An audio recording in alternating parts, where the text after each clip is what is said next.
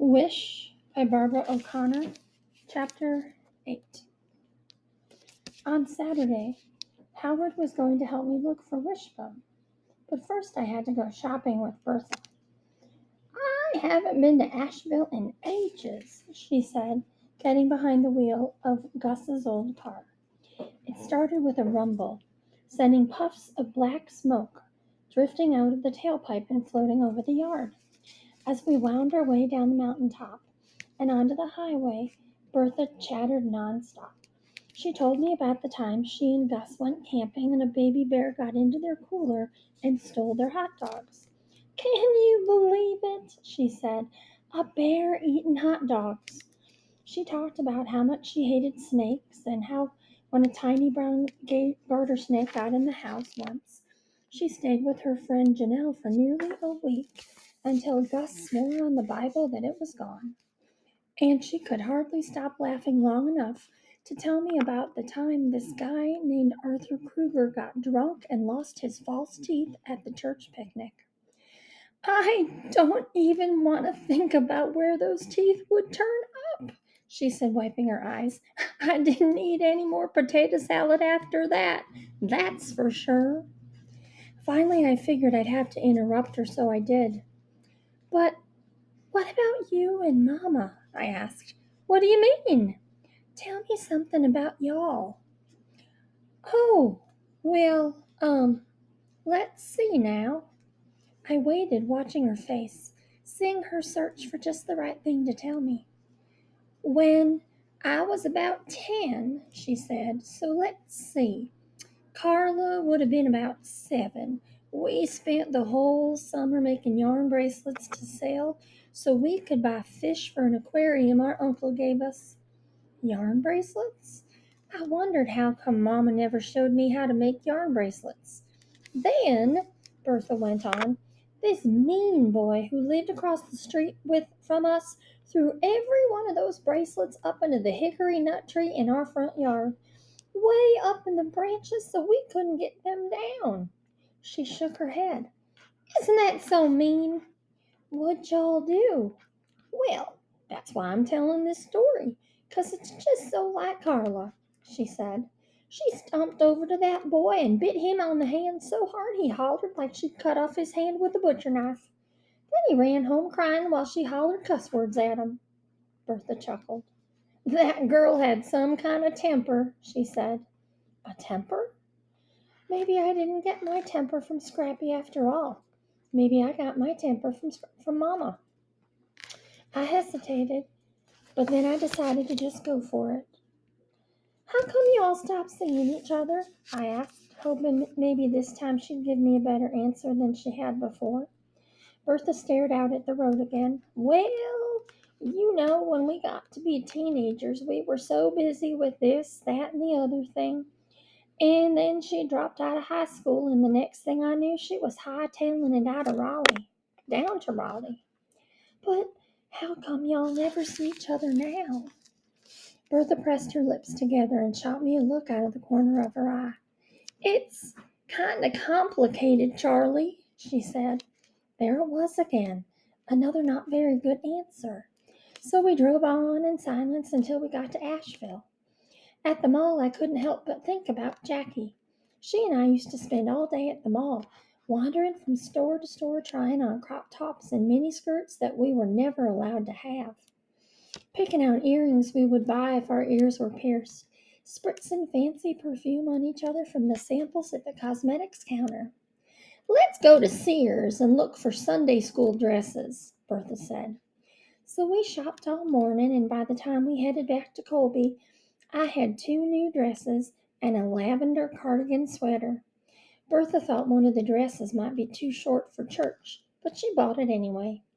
When we got home, Howard was sitting in a lawn chair by the garden watching Gus do some repairs to the fence. Hey there, Bertha said. Howard walked his up-down walk over to the car as I was getting my shopping bags out of the back seat. Hey, he said to Bertha. Then he turned to me and said, I drew a map. What for? To help us look for Wishbone.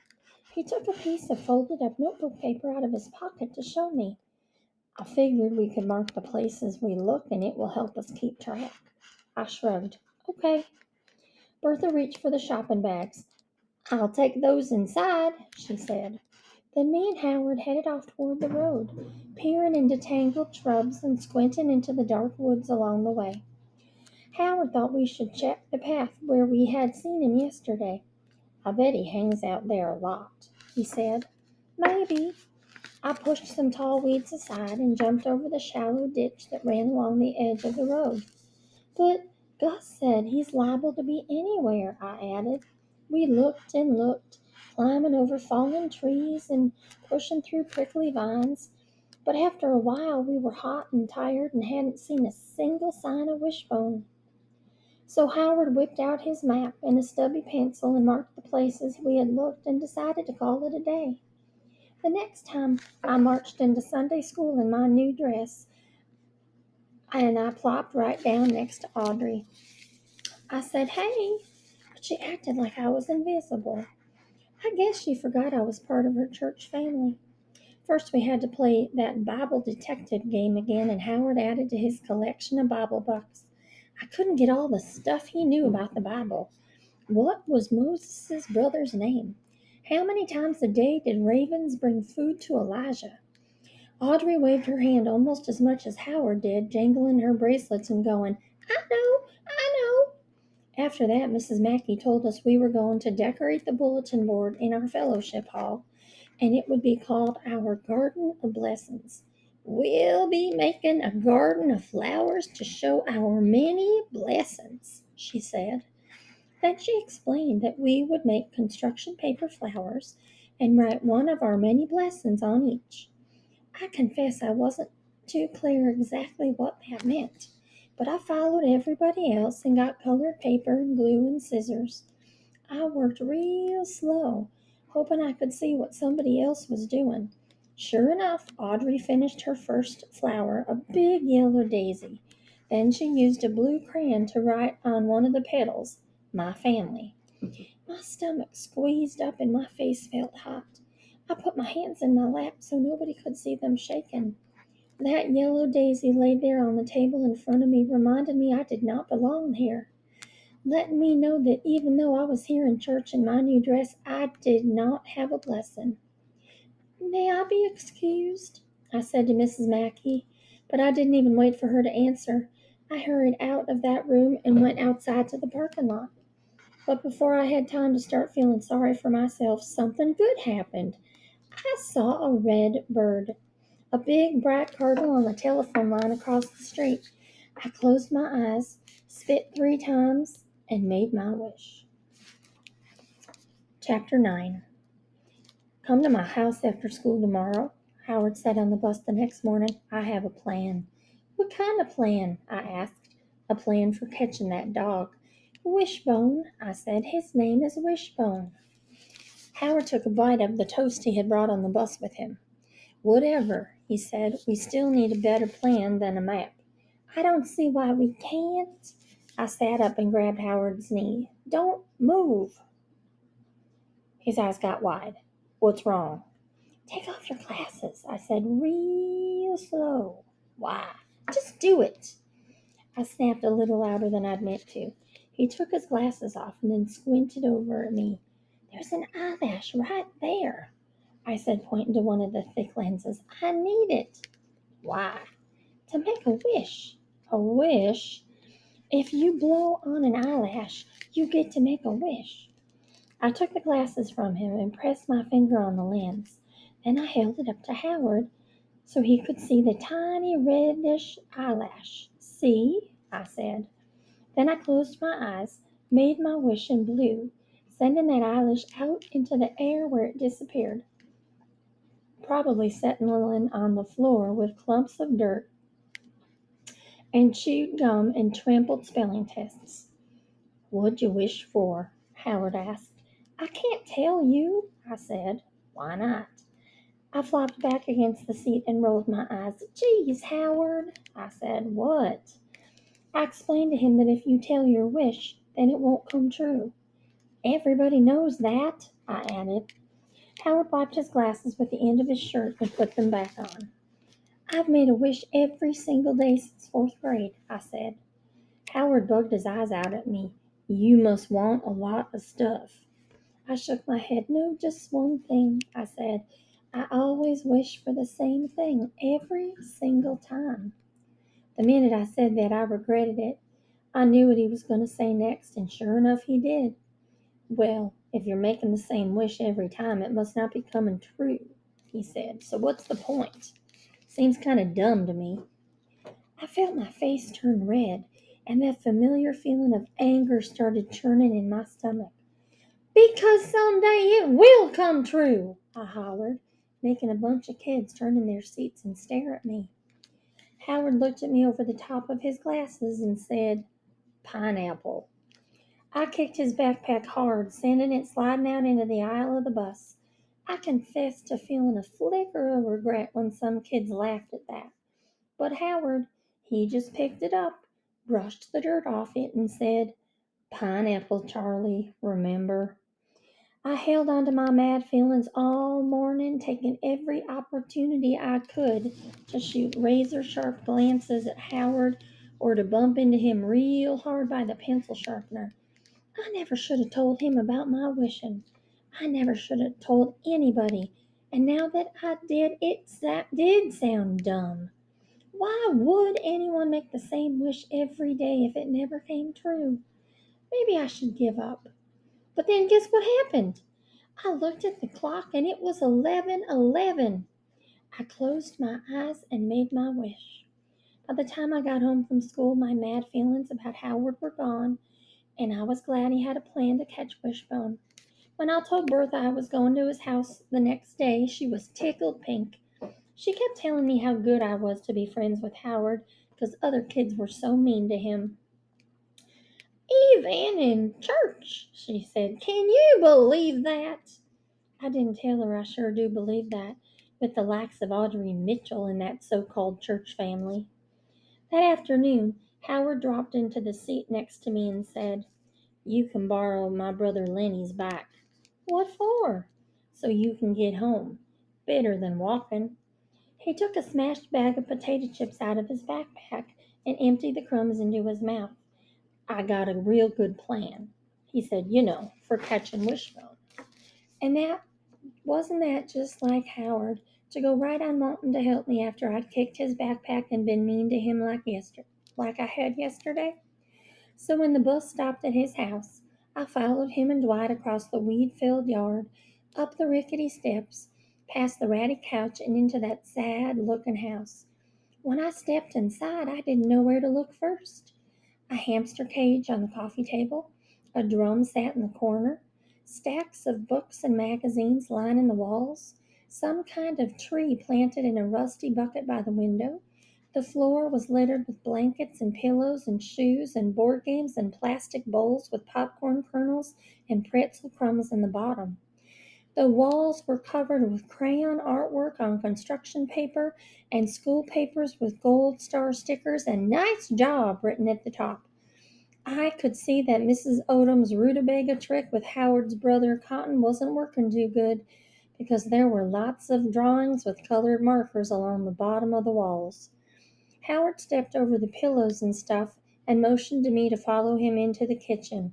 Mama, he said, Charlie's here. Mrs. Odom turned from the sink and smiled the nicest smile. Well, hey! She wiped her hands on her apron and put her arm around my shoulder and gave me a little squeeze. Howard told me you're his backpack buddy at school, she said, and about that wishbone dog. Then she started going on about Gus and Bertha, how they were so happy to have me here in Colby with them, and weren't the Blue Ridge Mountains heaven on earth. After that, she put a cake with pink and purple flowers in a cardboard box from the grocery store on the kitchen table and told us to have some. The next thing I knew, that little kitchen was filled with boys pushing and poking and grabbing at the cake. They didn't even use plates or forks or anything. Just cut a slice and ate it right there, dropping crumbs on the floor, and Mrs. Odom didn't seem to mind one bit. The oldest boy was Burl, the only dark-haired one, loud talking and friendly faced with the shadow of a mustache over his lip. Next was Lenny.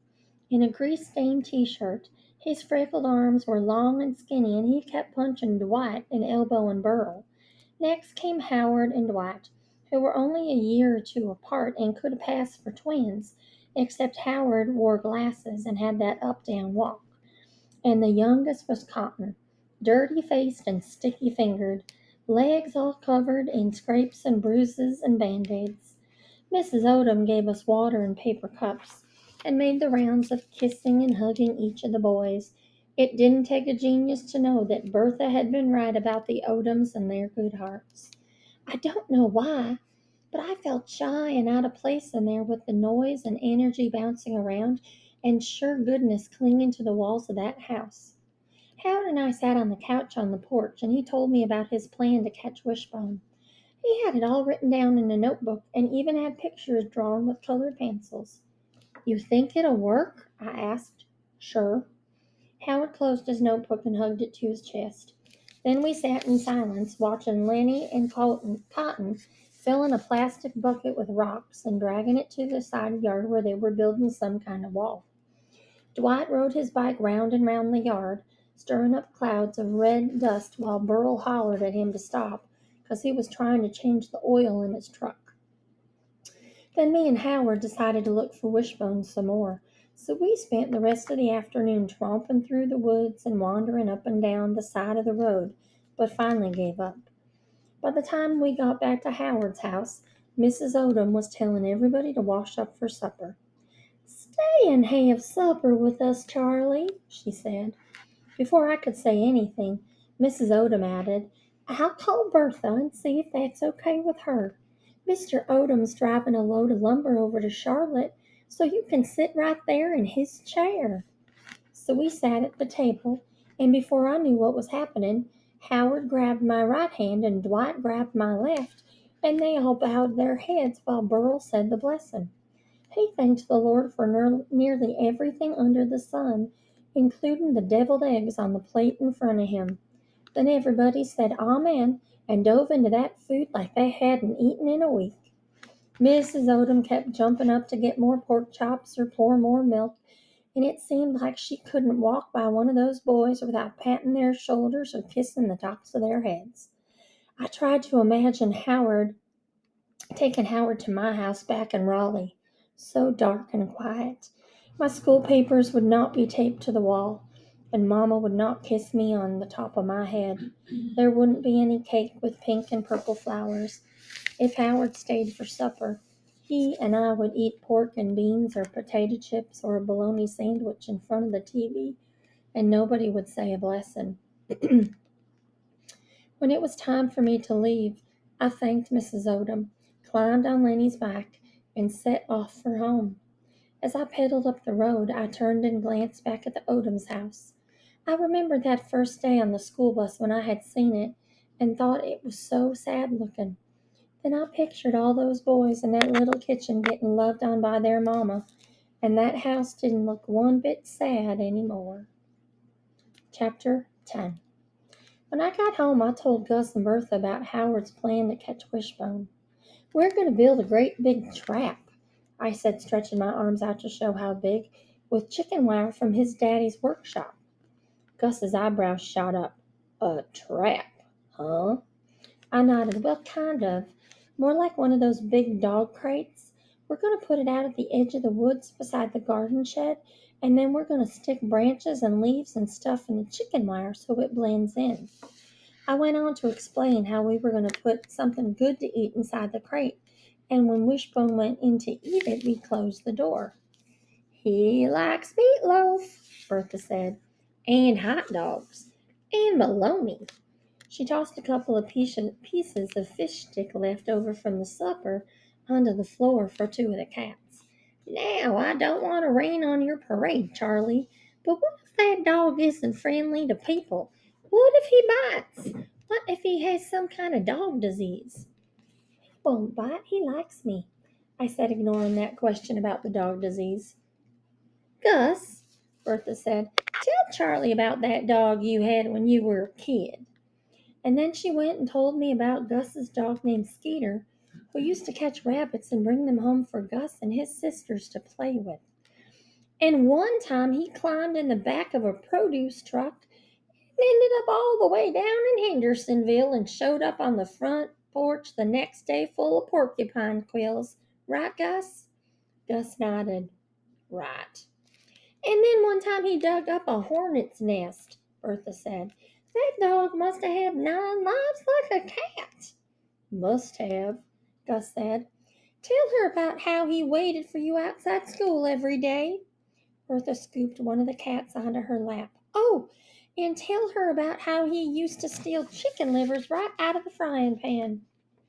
We're going to bore this child to death, Bertie, he said, winking at me. Right, Butterbean? Gus had started calling me Butterbean sometimes. That made me feel like a baby, but I didn't say anything.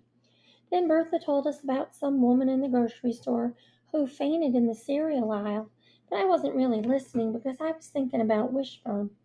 I pictured him waiting at school for me every day.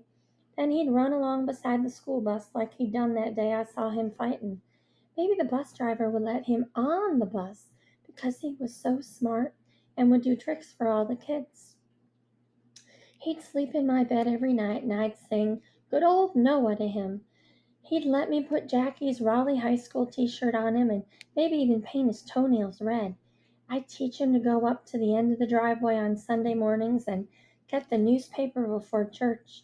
He'd chase rabbits out of the garden and sit out on the porch with us every night. I still had a little niggle about Mama having a hissy fit when I brought him back to Raleigh with me, but I pushed that aside. By the time Bertha went inside to get a box of graham crackers for us, I was so in love with Wishbone I couldn't hardly stand it. I sure hoped Howard's plan worked. Let's go set up the sprinkler in the garden, Gus said to me, tugging on his dirty baseball cap. I followed him outside with 3 cats sauntering along behind us. I helped him untangle the hose and drag it out to the garden. While he attached the sprinkler to it, I walked up and down the tidy rows of pole beans and squash and tomato plants growing bigger every day. The soft dirt was warm under my bare feet. Suddenly a ladybug landed on my arm. I put my finger next to it and let it climb on. Then I held my finger up and whispered, Ladybug, ladybug, fly away home. As I watched that little ladybug fly off into the sky, I made my wish. Jackie had called that night. She told me she had put those blue streaks in her hair, and now everybody at school was copying her. I swear, Charlie, she said, everybody in Raleigh's got blue streaks in their hair. Then she told me she met some boy who played guitar in a band and had his nose pierced. His name was Cockroach, and her sort of kind of boyfriend Arlo didn't like him. Cockroach, I said, because what else can you say to that? But she just kept on talking. She couldn't wait to graduate and kiss that school goodbye. She and some girl named Shayla might move to Fort Lauderdale if Shayla's uncle could get them jobs in his Mexican restaurant. But if that didn't happen, she might go to school to be a dental assistant. She sure had a lot of plans, but it seemed like none of them included me. Are you going to come visit me sometime? I asked in a tiny voice that sounded like a baby. Of course I am, Charlie, she said, as soon as I get time. I guess she had lots of time for Cockroach, but not much time for me. Out on the porch that night, Bertha told Gus about her day, while my thoughts went zipping through the trees to wherever Wishbone was. I wanted him to know he didn't have to be a stray like me. I wanted him to be mine. Then my mind wandered to the Odoms. I wondered what they were doing right this very minute. I bet they were all piled on pillows on the floor eating popcorn and playing crazy eights. I bet Mrs. Odom was taping their school papers up on the wall and telling them how proud she was of them. Then she'd have to say rutabaga so Cotton would stop drawing on the wall with markers. Gus interrupted my thoughts when he stood up and stretched and said, Time to turn in. I hated the thought of another day at school. That awful bus with gum on the seats and kids snickering when I walked by. Mrs. Willoughby frowning at me and tossing my marked up papers onto my desk with a sigh. The cafeteria with kids flinging peas at each other and ignoring me. There were only a few more weeks of school left, but it felt like 100 years to me. There was no doubt about it. I needed Wishbone more than ever. Chapter 11. The next day at school, it seemed like the clock had stopped and the day was stuck in never-ending torture of math and social studies and gym. Even lunch and recess were in slow motion. Finally, the dismissal bell rang and I hightailed it to the bus. I plopped down in my usual spot and waited for Howard. He must have been taking his own sweet time because the seats were starting to fill up. The next thing I knew, Audrey Mitchell was making her way up the aisle, cutting her eyes from side to side, searching for a seat. I couldn't believe it when she sat next to me, propping her backpack between us so she wouldn't catch any of my cooties. "You can't sit here," I said. She made an ugly face at me and said, "Yes, I can." "No, you can't," I sort of hollered. She flinched a little and gaped at me. "You can't save seats," she said. "That's the rule." Pineapple, pineapple, pineapple. But Howard's dumb trick didn't work because the next thing I knew, I had shoved her right off the seat and into the aisle. The minute I did it, I regretted it. Everybody liked Audrey. I ought to be bringing her candy bars and telling her how nice her hair looked instead of shoving her onto the dirty bus floor. Luckily, Audrey didn't have a temper like me and Scrappy. All she did was yelp a little bit, dust herself off, call me crazy, and move to another seat. By the time Howard finally got there, my temper had settled down from a boil to a simmer. He dropped into the seat next to me. "What are you fired up about now?" he said. I looked out the window so he couldn't see my still red face. "I'm not fired up," I said. He pushed his glasses up his nose and went, "Huh." Then he dug around in his backpack and pulled out half a cheese sandwich. He took the cheese out, rolled it into a ball, and popped it into his mouth. Then he did the same with the bread, rolling it into doughy balls. As the bus made its way through the streets of Colby, I thought about the trap we were going to make, Wishbone, and my simmering anger disappeared. In its place was a swirl of excitement. When we got to Howard's, Mrs. Odom was on the porch with Cotton, smiling and waving to the bus driver. Howard, Dwight, and me sat on the porch steps while she asked about our day. Did Mrs. Willoughby finally get the window fan fixed? Was Dwight's math test hard? Did the PTA sell cupcakes in the cafeteria again? Then Howard whipped some papers out of his backpack and thrust them at her, grinning. "Ta-da!" he said.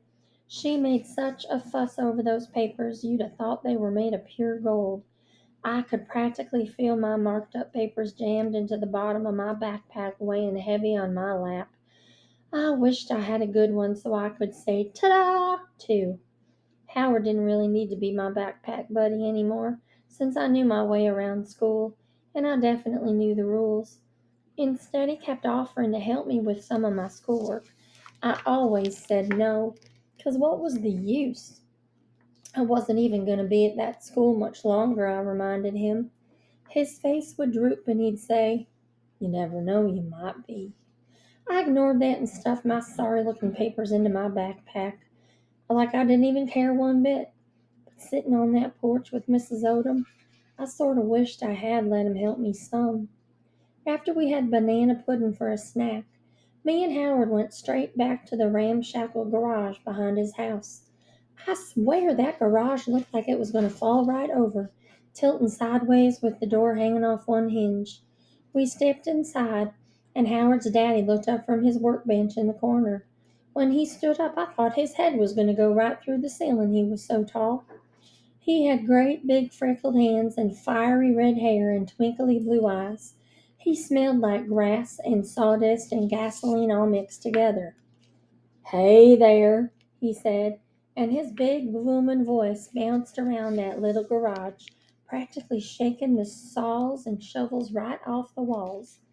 I'd seen him at church, mopping his sweaty face with a handkerchief while he belted out, "When the roll is called up yonder," but I'd never talked to him. While most folks were drinking coffee and chit-chatting in the fellowship hall, Mr. Odom and some of the other men were outside inspecting each other's truck engines or watching teenagers play basketball in the parking lot. Well, look at you, he said to me. You know, you are the spitting image of your mama. My mama? I hadn't expected that. I am? I asked. You sure are. You look just like her. You mean Bertha? I asked. Nah, Carla, he said. Your mama. You know her? Don't really know her, he said. Only seen her a time or two. In Raleigh, you mean? Nah, up yonder at Gus and Bertha's. He brushed sawdust off the front of his shirt. Seems just like yesterday, but I reckon it wasn't, he said. Oh, was all I could think of to say, but my mind was racing. When had Mama been at Gus and Bertha's? How come nobody'd ever told me that? Old Howie here has been talking about you non-stop, he said, winking at Howard. I felt my cheeks burn. Then Mr. Odom said, So y'all gonna catch that mangy old hound, are ya? Yes, sir. That mutt's a rascal. I can tell you that. Been chased away from every chicken coop and garbage can in Colby. His name is Wishbone, Howard said. Mr. Odom chuckled. Well, that's a fine name. He likes me, I said. Charlie's going to keep him, Howard said, but we have to catch him first. So Mr. Odom showed us how to staple chicken wire to wood and how to screw on hinges for a door, and before long we had a trap perfect for catching a dog. When Burl got home from his job pumping gas, he helped us load the trap into the back of his truck and drove us to Gus and Bertha's. My thoughts kept flitting around all over the place, sometimes thinking about Wishbone and sometimes thinking about Mama being up there at Gus and Bertha's. But Burl played the radio so loud, none of my flitting thoughts had a chance to settle down in one place. When we got to Gus and Bertha's, we set the trap up over by the bushes at the edge of the yard. While me and Howard gathered leaves and branches to stick through the chicken wire, Bertha kept Burl busy with all her questions. Did he think his mama would like some pickled okra from the garden when it was ready? Was Lenny still in the marching band? Had his grandmama had their hip surgery yet? Burl said, Yes, ma'am, no, ma'am, yes, ma'am. Finally, me and Howard finished, and I swear you couldn't hardly even see that trap nestled there in the bushes. I ran inside the house and got the pie tin of table scraps I'd been saving. A piece of bacon, a biscuit, some tuna noodle casserole. I pushed the pie tin way back in the corner of the trap and said, Okay, now all we have to do is wait. Chapter 12. Me and Howard waited and waited, but Wishbone never showed up. Gus had come outside a couple of times and sat with us, chewing on a toothpick and stroking the scrawny black cat curled up in his lap. Every now and then Bertha would stick her head out of the front door and call out, Catch him yet? We'd put our fingers to our lips and shush her, and she'd slap her hand over her mouth and go, Oops, sorry. When the sun began to disappear behind the mountains and the lightning bugs twinkled out in the garden, Gus stood up in that slow way and said, Want me to drive you home, Howard? No, sir, said Howard, I'll walk. I wondered if Gus was thinking what I was, that it was liable to take him all night to get home with that up-down walk of his. But Gus just stretched and said, All righty then, and ambled off toward his house. See you, Howard said, and headed up the driveway toward the road. I sat there by the trap and looked over at Gus and Bertha's little house nestled on the side of the mountain. How come Bertha hadn't told me Mama had been here? Had Mama liked it here? Had she picked pole beans out in the garden with Gus? Had she helped Bertha make bread and butter pickles? Had she sat on the porch at night gazing up at Pegasus? Had she slept in that room with the cannon jars? Finally, I got up and went inside. I looked around the living room at Gus's old easy chair, the dusty table covered with magazines and coffee cups, the TV with a bowl of plastic fruit on top. Had Mama sat in that chair, propped her feet on the table while she watched soap operas on that TV? I could hear Gus and Bertha out on the porch talking. Every now and then, Bertha's laughter danced through the screen door. Finally, I went out and sat in the lawn chair next to them. Light from the kitchen sent a soft glow over the porch. I took a deep breath and said, "So, Mama came here one time, right?" The two of them looked at each other. Gus cleared his throat and shifted in his seat. Bertha reached over and put her hand on my arm. "Yes, she did," she said. "Oh." I watched one of the cats swatting a moth that was flitting around the porch. "When?" "A long time ago," Bertha said. "But when?" "When you were just a baby," she said. "So I came too?" From somewhere down in the woods, a bullfrog croaked, sending an echo across the mountains. Below us, crickets chirped in the tangled weeds under the porch. Bertha gave me a sad-eyed look. "No," she said, "you didn't come." "But what about Jackie?" I said. "Did she come?" "No, Jackie didn't come either." "But where were me and Jackie?" I asked. "And Scrappy, what about him?" Bertha leaned closer to me. She smelled like talcum powder. "Charlie," she said, "your mama came here and left you and Jackie and Scrappy behind. Showed up on my doorstep in the middle of the night with a garbage bag full of clothes." "Did she just come to visit?" I asked, but in my heart I knew the answer to that question. "No, Charlie," said Bertha. "She just up and left y'all without looking back." Bertha's voice suddenly had an edge to it, sharp and angry sounding. I would have never guessed Bertha could sound angry like that. "Oh," I said. Bertha continued, her voice getting sharper and angrier. "When I asked her what in the world she was doing running off like that, she looked me right in the eye and said, 'I'm tired of my old life. I'm starting a new one.'" A flash of heat lightning lit up the sky over the mountains, and there was a low rumble of thunder. "Then what happened?" I asked. Bertha let out a big sigh. "Her new life didn't last too long." "How long?" "A couple of months." "But what happened?"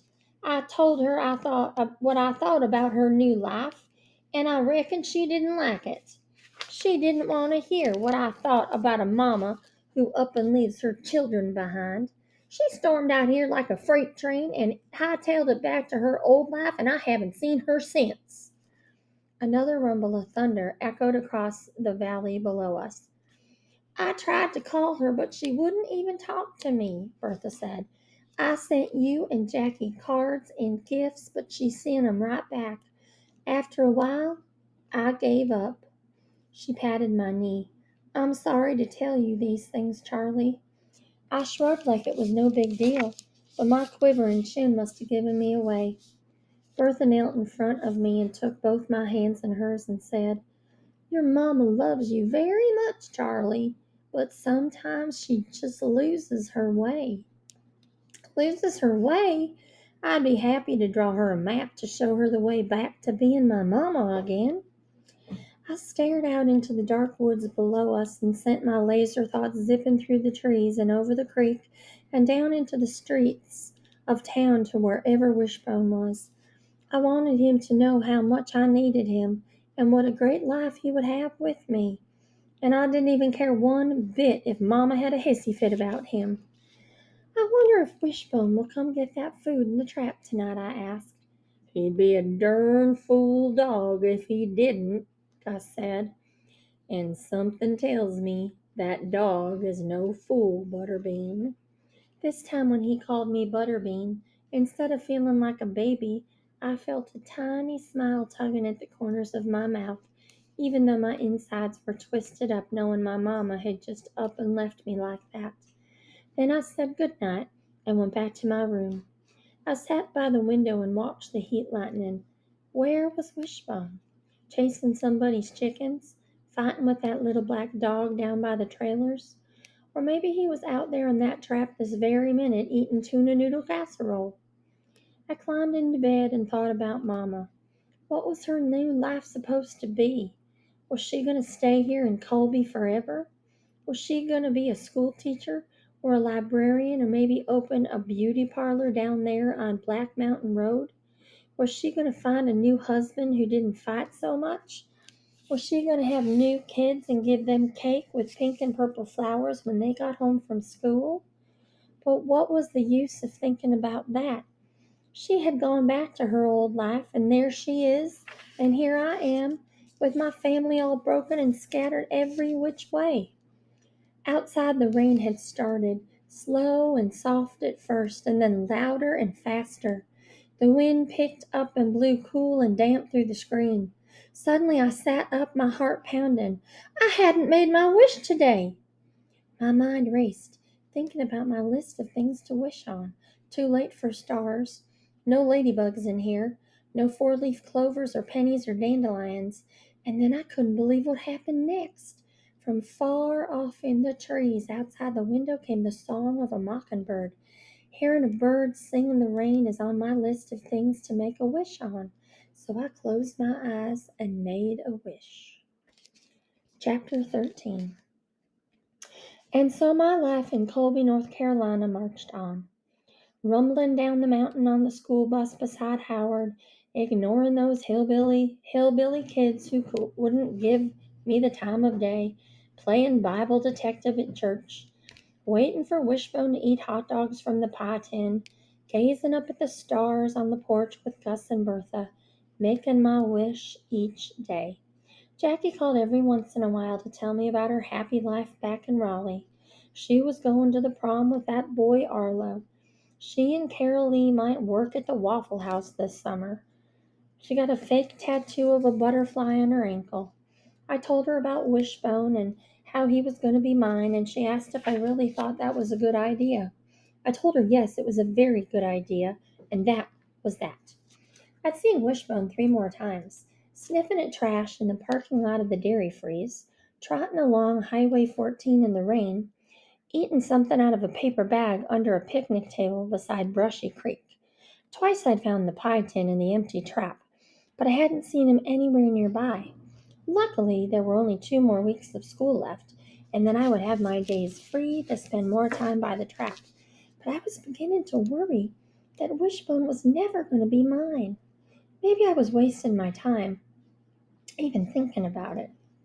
I heard Wishbone barking last night, Howard said one day while we sat on the old couch on his front porch eating popsicles.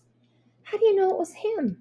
I asked, watching Cotton jumping onto a milk crate in the yard with orange popsicle juice running down his chin and onto his bare stomach. I just know, Howard said. We're never going to catch him, I said. Gus was right. He likes being a stray. Don't be a quitter, said Howard. I'm not a quitter. Yes, you are. I stamped my foot. I am not. Howard licked melted popsicle off the side of his hand and said, Pineapple. I flopped back against the sofa and hurled my popsicle stick out in the yard. That pineapple plan of his was starting to get on my nerves. Oh, good gravy, Charlie, he said. Don't be a baby. I'm not a baby, I hollered. Howard shrugged. You're sure acting like one, he said. Just then Mrs. Odom came out on the porch wiping her hands on a dish towel. But my temper had a hold on me and I could not shake it. I also could not stop myself from yelling, Well, at least I'm not a squirrel-eating hillbilly like you. Then I stomped down the steps, marched across the yard, climbed on Lenny's bike, and raced up the road toward Gus and Bertha's. When I got there, I dropped the bike in the yard and headed for the house. But as I reached the front door, I heard something over by the trap. I turned to look and couldn't believe my eyes. Wishbone was in there gobbling up meatloaf and french fries. I didn't waste one more second. I raced across the yard and slammed the door of the trap shut with a bang. Wishbone let out a yelp and jumped clear up off the ground. Then he slinked back into the corner and hung his head, dragging his ears on the ground. He looked so scared it broke my heart. Hey, Wishbone, I whispered. He pushed against the chicken wire so hard I was afraid he might bust right through it. I got more meatloaf, I said. He cocked his head. Wait right here, I said. I'll be back. I closed the latch on the door of the trap and hurried inside the house calling for Bertha. We nearly collided when I darted into the kitchen. She clutched her heart and said, "Charlie, Lordy, you scared the dickens out of me. I got him," I hollered. "I got Wishbone." I yanked the refrigerator door open and took out a foil-wrapped slice of meatloaf and ran back out to the yard. Bertha ran after me, calling, "I knew it! I knew my meatloaf would do the trick!" When we got to the trap, Wishbone was digging at the ground beside the wire like he was trying to dig a hole clear through to China. Dirt and pebbles flew out behind him. When he saw us, he stopped and backed up into the far corner of the trap again. I unwrapped the foil. "I brought you more meatloaf," I said. He let out a little whine, soft and pitiful. I could hear Bertha telling me to be careful and don't stick my fingers through the chicken wire and stuff like that. But I kept my eyes on Wishbone and told him not to be scared. Then I stuck a piece of meatloaf through the wire near him and waited. His nose twitched as the meatloaf smell drifted his way. He stood up and waited and sniffed some more. "Come on, Wishbone," I said. "It's for you." He took one step forward, keeping his eyes on the meatloaf. He took another step, and then another, till he was right at my hand. Then he snatched that meatloaf, swallowed it in one gulp, and wagged his tail. Wag, wag, wag. 3 tiny wags like he was thanking me. I nodded to Bertha. "Did you see that?" I said. Bertha nodded. "I sure did. I confess I thought you were going to lose a finger or two." She reached into the pocket of her apron and pulled out 2 saltine crackers. "Give him these," she said. I gave Wishbone the crackers, and after he gobbled them up, he looked at me and wagged his tail again. Then Bertha helped me look for the collar Gus had made from an old leather belt of his. We got rope from the garden shed and tied it to the collar. I ran back inside and got more food. Some cereal, a piece of raisin bread, a couple slices of bologna. Then I raced back out to the trap with Bertha not far behind, calling, "Wait for me!"